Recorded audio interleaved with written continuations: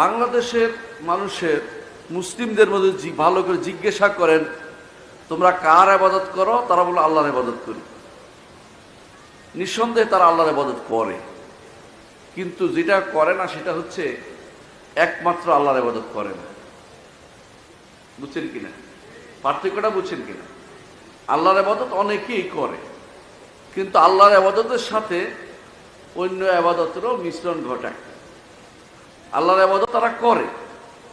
কোরআনে কারীম আল্লাহ তাআলা এই জন্য বলেছেন, ওয়ামা ইউমিনু আকসারুহুম বিল্লাহ ইল্লা হুম মুশরিকুন।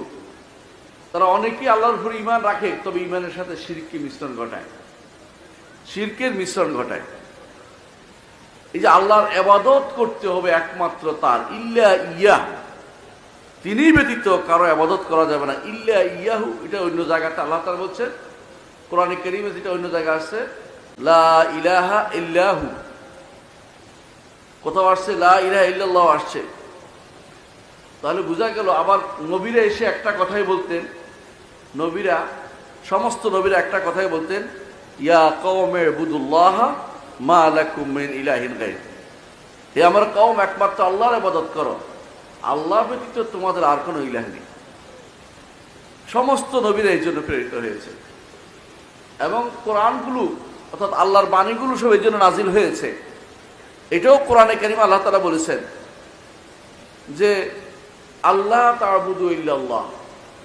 কোরআনের কথা বলে আল্লাহ তাআলা বলছেন কিতাবুন ফুসসিলাত আয়াতু সুম্মা উহকিমাত আয়াতু সুম্মা ফুসসিলাত মিন লাদুন হাকীমিন খাবীর আল্লাহ তা'বুদু ইল্লাল্লাহ। আল্লাহ ব্যতীত কারো ইবাদত করা যাবে না। এটা কিন্তু কোরআনেরও দাবি।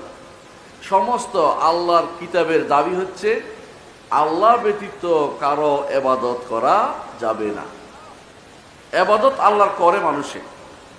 আরবের মুশরিকরা আল্লাহর ইবাদত করত, আরবের মুশরিকরা আল্লাহর ইবাদত করত, হজ করত।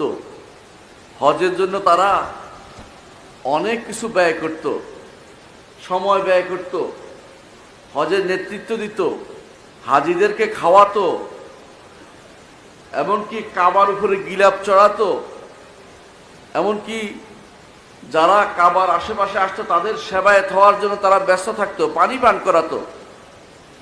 তাহলে ইবাদত তো আল্লাহর হতো। পার্থক্য হয়েছে কোন জায়গায়? একমাত্র আল্লাহর ইবাদত না, একমাত্র আল্লাহর ইবাদত হতে হবে। আল্লাহর নির্দেশ, রাসূলের নির্দেশ, কোরআনের বক্তব্য, সমস্ত নবী রাসূলরা যে বক্তব্যটা দিতে এসেছেন সেটা হচ্ছে একমাত্র আল্লাহর ইবাদত করো, আর কারো ইবাদত করো না।